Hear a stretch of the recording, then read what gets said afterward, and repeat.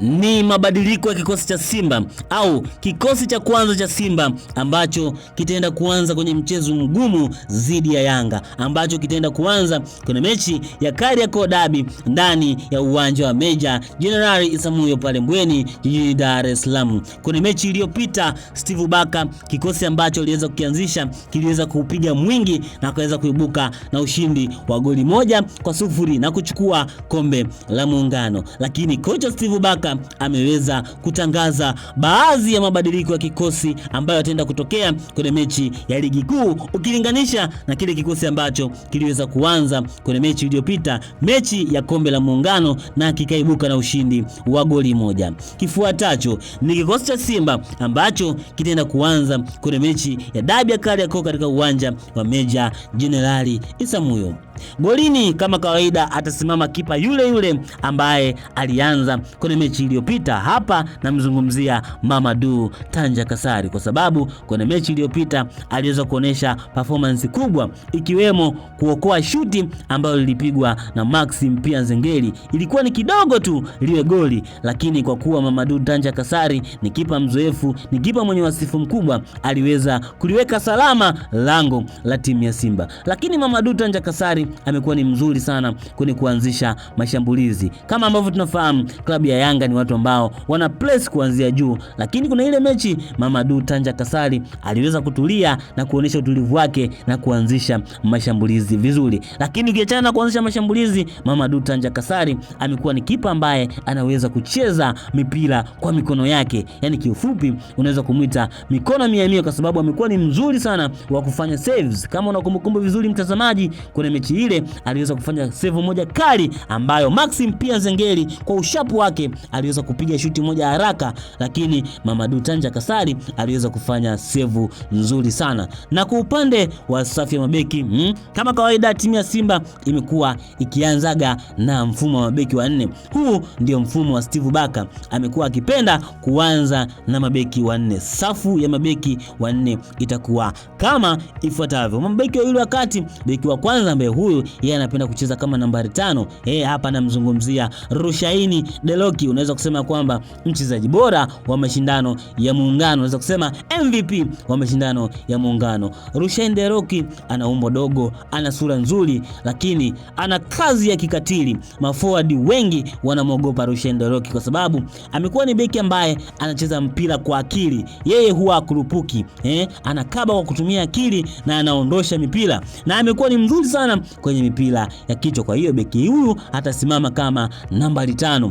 Na nambari 4 ataanza mwamba kabisa Ismailie Olivier Toure, ambao msimu uliopita aliweza kuchezea klabu ya Stellenbosch kutokea pale nchini South Africa. Lakini sasa hizi anakiwasha na timu ya Simba, lakini sasa hizi amekuwa ni mchezaji tegemeo kwa upande wa beki pale katika timu ya Simba. Toka Wilson Nangu ameweza kuumia, unaweza kusema kwamba Olivier Ismailie Toure ameweza kuziba ipasavyo pengo la Wilson Nangu, na ameweza kupata performance kubwa kuliko hata Wilson Nangu. Na kwa upande wa mabeki wa kulia na kushoto, kama kawaida, upande wa kushoto tutaanza na mzee wa kujitutumua, wengi wanapenda kumuita Nixon Kibabage aka Matatu. Matatu ataanza upande wa kushoto kwa sababu amekuwa ni mzuri kwenye kupandisha mashambulizi na pia amekuwa ni mzuri kwenye kukaba. Mechi iliyopita aliweza kuanza na kuweza kuleta performance kubwa sana mbele ya macho ya wana Simba.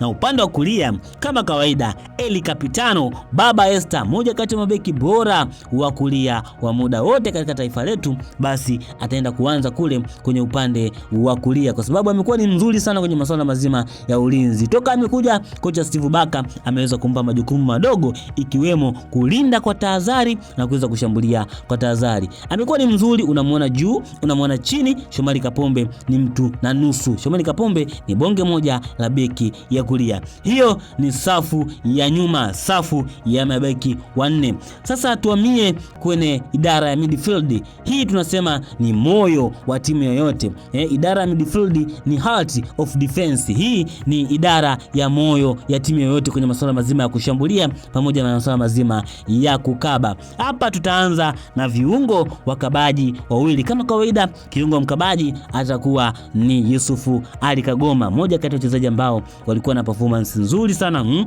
kwenye mechi iliyopita. iliyopita aliweza kukata umeme, aliweza kushindana pale katikati na wakina Damaro. Na mtu mwingine ambaye ataweza kuingia kama nambari 6 kama kiungo mkabaji atakuwa ni Alassane Maodo Kante, mmoja kati ya wachezaji ambao watu wengi sana hawakutegemea performance ambayo aliweza kutuonesha kwenye mechi ya dabi. Alassane Maodo Kante alikuwa mtulivu sana. Alassane Maodo Kante alikuwa akiachia sambusa tu, alikuwa akiachia pasi pale katikati. Walijaribu kumpress viungo wa Yanga, lakini Alassane Maodo Kante aliweza kutulia na kuweza kufanya vizuri, na mwisho wa siku alisaidia timu yake ya Simba kuweza kuibuka na ushindi wa goli moja. Kwa hiyo viungo wa kabaji watakuwa ni wawili, Alassane Maodo Kante pamoja na Yusufu Ali Kagoma. Tukitoka hapo tunaenda kwenye viungo mshambuliaji. Kiungo mshambuliaji nitaanza na Clatous Chota Chama, Mwamba Lusaka, mjomba. Wana Simba wamekuwa wakimuita mjomba kutokana na uchezaji wake mzuri, japokuwa umri wake umeweza kuenda.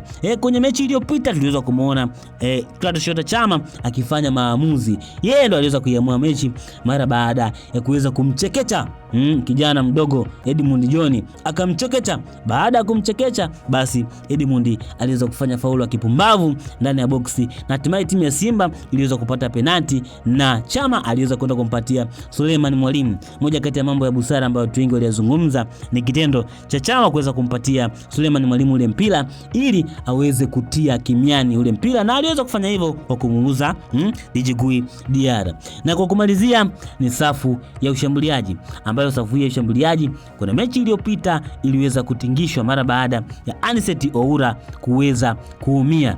Na taarifa ambazo tumeweza kuzipata kwenye safu ya ushambuliaji ni kwamba Anicet Oura anarudi kwa nguvu zaidi. Anicet Oura ameweza kupona, na upande wa kushoto ataanza Anicet Oura kule ataweza kuwachekecha. Anicet Oura ataanza kule upande wa kushoto kama nambari 11, na upande wa kulia atakuwepo Ribase Gueye, mmoja kati ya wachezaji ambao walifanya vizuri kwenye mchezo uliopita, mchezo wa dabi uliopita. Alikuwa akidrive mpira kuelekea mbele, alikuwa akicheza vizuri sana. Kwa hiyo kule nitaanza na kijana mdogo mwenye kasi Ribase Gueye. Katikati kama kawaida, kwenye mechi iliyopita watu wengi walizania kwamba kocha ataanza na Elia Mpanzu, lakini kama sisi Bongo 9 tulikuletea za ndani kwamba kocha alimwanzisha Elia Mpanzu kwenye mechi ya Mlandege kama kumtesti kama force number 9, na kwenye mechi ya Yanga pale katikati basi ataanza Elia Mpanzu Kibisawala kama force number 9. Alafu sasa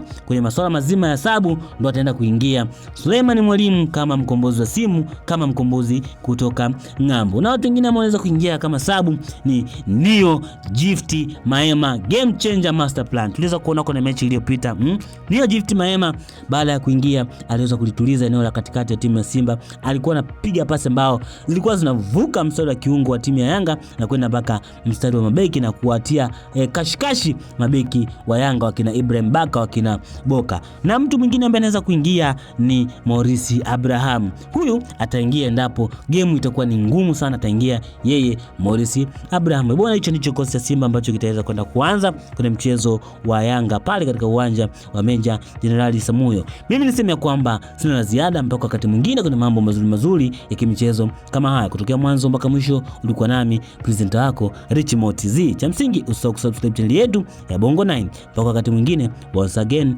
Richmond TZ, the new presenter in town.